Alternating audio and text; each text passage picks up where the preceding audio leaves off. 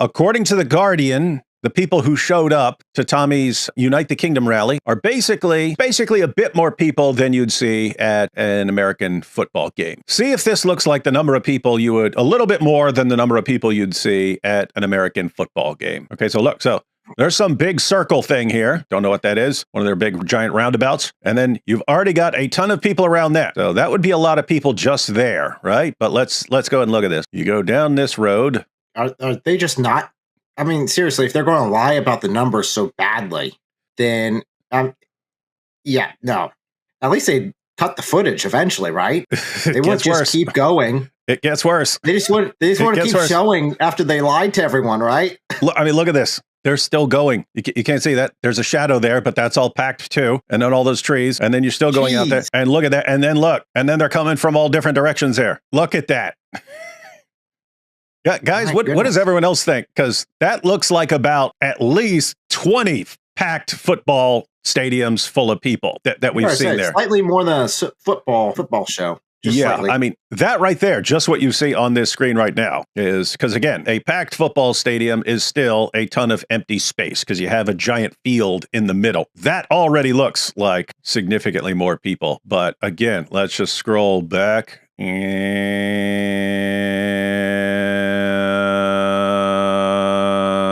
all the way back here, and my goodness, 110,000 people. My goodness, Guardian, you guys are a joke. I would say at least 1 million based on what we've seen. I would say more realistic than 1 million would be 2. So it basically looks like between 1 million and 3 million. But again, we can't see everyone. So I have to say, isn't it interesting? Like that the people who want to, it's interesting. Like I think people are realizing that, okay, we've got the US and we've got Canada and we've got the UK and we've got Germany and we've got France, and we've all had our differences in the past. But in each one of these places, we've got all the forces that are trying to preserve and restore. On one hand, we got in each one of these places, we got people who are trying to preserve what's good and to restore what's been lost, and people who are trying to tear it down to replace it with something else. And people are recognizing, wait, in all of our countries, we have 2 broad categories of people: the people who want to preserve and restore, and the people who want to destroy and replace.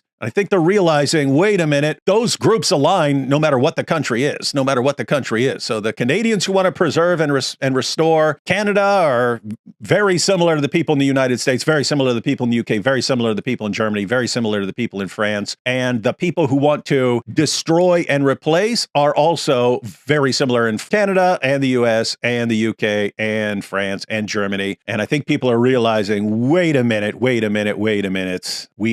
all on the same page here. We're all on the same page of this issue. And that's why these guys in the UK can sit through the national anthem, a song about crushing and humiliating England. They can hear that song and then start chanting USA. I'd be seriously interested in seeing a bunch of UK guys come over to a rally in the US and then playing the British national anthem. And I hope it would be cool. I hope it would be cool like that. And people start cheering for the UK. What is their net? I bet it's like something like God Save the Queen or something like that. Is that what it is? Well, God Save the King right now. When Muhammad Hijab realized that Sister Aisha, who Muhammad Hijab referred to as his hotel wife or whatever, after she had exhausted all ways of dealing with the issue behind the scenes and not exposing him, and Muhammad Hijab actually like shut all that stuff down. It's like, you're not going to mess with me because I'll destroy your life. And once it became clear to him that she was going to expose him, Hijab got this brilliant plan of, hey, I'll start attacking Elon Musk and his family and stuff. And then he says, oh, I found out by someone connected to Elon Musk that if I don't stop criticizing Elon Musk, he's going to frame me for a scandal. And we all instantly said, okay, there's a scandal about to come out, and he's trying to prepare his fans for it. But yeah, he started blasting away at Elon Musk.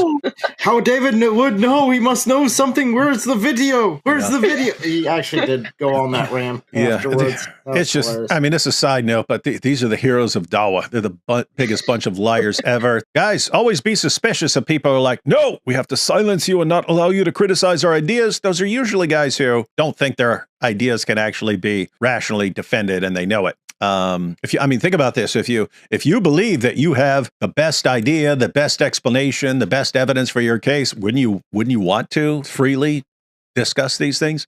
Absolutely. My appeal is to British common sense, which is to look carefully around you and say, if this continues, what world will you be living in? So I guess this would be, there's still lots of people who are just thinking, hey, we'll just let this continue and let the next generation deal with it and so on. Elon's pointing out, you can't run from this. There's stuff that's coming from you and you can't run from it. So stop thinking, well, I don't want to get in trouble. I don't want to get called names and so on. It's too late for being scared. This is not a time to let people control you by making you scared. Don't do that. It's coming for you either way. So you might as well realize what's coming for you and stand up. Thanks for everyone who was at the rally or people who are watching it and so on. Again, I encourage everyone to check out the rest of the stuff because Tommy had a bunch of speakers there and stuff and they're doing cool work. And at the end of the day, we want to see the UK saved from what's happening to it. And right now, as far as rallying the public, Tommy is the go-to guy as far as what Great Britain actually needs. They need a big old dose of common sense and an even bigger dose of the gospel. So give the people what they need, everyone. It is a good start, but that's what it is. It's a start. There's a long road ahead, and we have to keep going. We have to keep pushing. We have to keep highlighting the stuff that's in Islam. We have to keep highlighting the stuff around us. We need to call it out when we can. Yeah, I would say